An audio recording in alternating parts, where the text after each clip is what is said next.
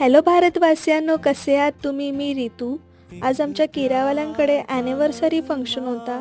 त्यांच्या लग्नाला 1 वर्ष कंप्लीट झालं होतं.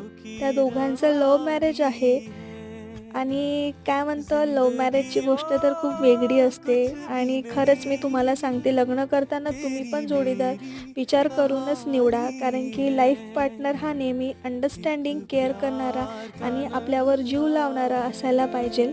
त्यानंतर आम्ही तयारी वगैरे करून त्यांच्या फंक्शनला गेलो.